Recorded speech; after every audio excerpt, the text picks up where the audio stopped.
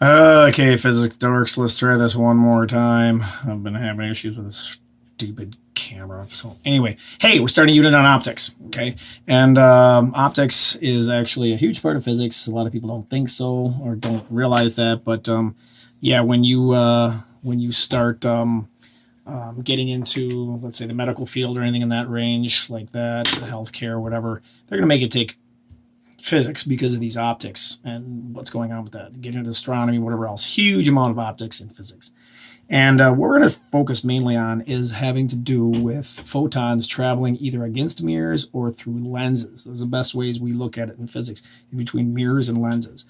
And one of the most common ones is just and there's your definition of optics right there. Using mirrors and lenses changes size and location of images. We're going to start with looking at just a basic flat mirror. Oh, crap nuggets. Okay, hold on a second there. Oh, the camera fell. If we take a look at this flat mirror, okay, this plain mirror. In this plain mirror, it's just nice and straight, whatever else. What happens is that it tricks our eyes into thinking where the images are. So here we got a chess piece, okay? This chess piece is going to emit photons of light. They're going to go up and going to hit this mirror. Okay, well, they're going to bounce off, they're going to reflect, and they're going to come to our eyeball over here. Now, our eyeballs are stupid. It tells our brain, whatever it sees for photons. We see photons coming from this direction. Well, because we see them coming from this direction, guess where we see the image? Straight over here. So the image is right over here. Now, a couple of things that are really important with this one have to do with image and object. This would be something known as d sub o, distance to the object. Now, guess how far d sub I is, distance to the image, the exact same distance. If this is 1 meter, this is 1 meter, okay? And that's really why when you walk in a bathroom and you look like you're 10 meters back in the mirror is because your brain is tricked into thinking you're back here. Now, we don't care about plane mirrors, okay? We care about, we get into mirrors such as concave mirrors. So we take a look at a concave mirror here. Okay, so concave, and it's concave, you can see it's caved in, right? Caved in that way. All right, and something kind of funky happens with photons in a concave mirror. Now, we're going to look at that by looking at something called ray diagrams. And so what I want you to draw and look at here is we've got a concave mirror. And I'm going to draw a couple of things here.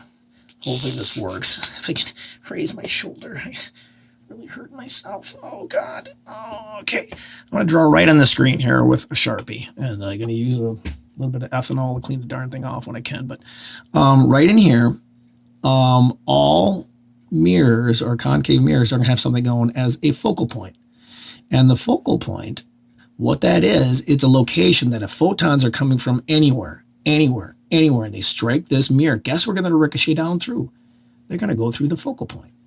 It's the focal. So if you put a match there and face this thing at the sun, guess what happened to the match? It would light on fire. Or if you put a match there and lit it at night, guess where the light would all go? It would go straight off in that distance. Okay, they go straight that way. Okay, that's the idea of the focal point. Now out here, don't worry about this yellow thingy. It's kind of messed up here. Out here is something known as C. And I'm a little off. C is technically the center of that circle. If there was a full circle, technically it should be right there. A focal point should be here. But anyway, it's C. It's actually 2F. It's twice the distance of the focal point, and it's the center of that whole mirror.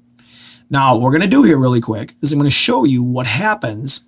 Some funky things happen when we put objects in front of mirrors and where the photons go. Now, if I draw let's say I draw an object right here. You're going to do a lab where you had a candle facing a concave mirror.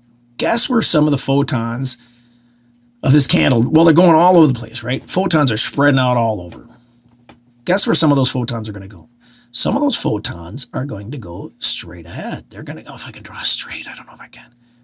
They're going to go straight ahead. Whoops, jiggle, jiggle, jiggle, jiggle, jiggle, jiggle. They're going to go straight ahead. Guess where they're going to ricochet down through? They're going to ricochet down through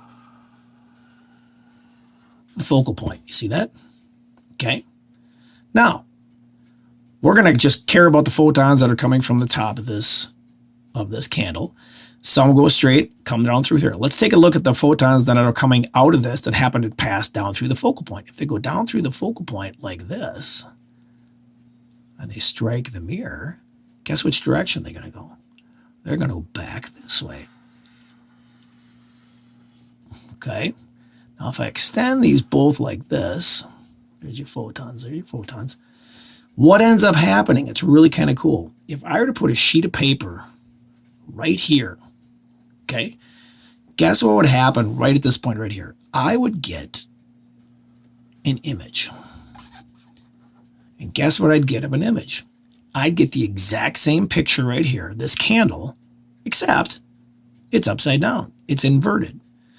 Now, we call that image a real image because I can project it on a piece of paper. It's real and it's inverted. And we would be doing a lab where we'd actually have this stuff right here, and we'd have a candle, we'd have the lenses, and we could get these images. It's really cool to see this upside down candle on a piece of paper projected in an exact spot because all the photons happen to meet there.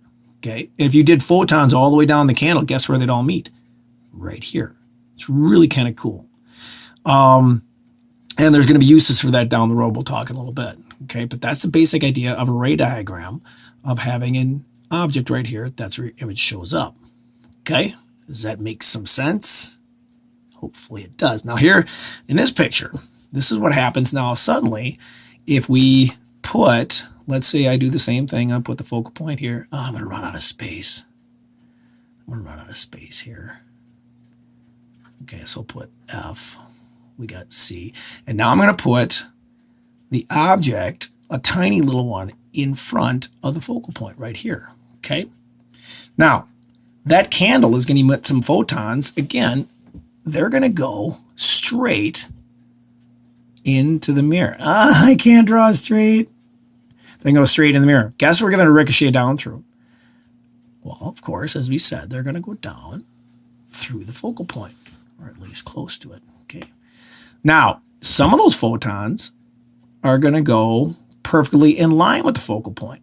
So some of them are going to go, if I do this, like here's the focal point, and I go to the top of the candle, some of those photons are going to go straight into the mirror. Guess which way they're going to go? They're going to ricochet straight back. Okay. Now, let's say you're standing back here with your eyeball looking like that. Our eyeballs are dumb, but they're connected to our brain. Okay. We're going to see photons coming from this direction. We're going to see photons coming from that direction. Guess where we think we're going to see the object? We're going to think we're going to see the object where these guys meet back here. We think we are going to see a gigantic candle inside the mirror way back there. That's the cool thing is that mirrors can do. You can take objects and explode them into huge images and vice versa. And that's where we start getting the basics of how we can use these things for telescopes, for, even on the side of your car, that kind of stuff. We take little objects and we can explode them into huge images, all because we trick our eyeball into knowing where the photons come from. Okay. Anyway, hopefully this makes sense. It's going to get too dragged out if I go any longer, but it's the basics of how ray diagrams and mirrors and whatever can use optics to show us where images can be. And I think tomorrow we'll take a look at lenses. Right? Any questions? Let me know. Okay. Bye.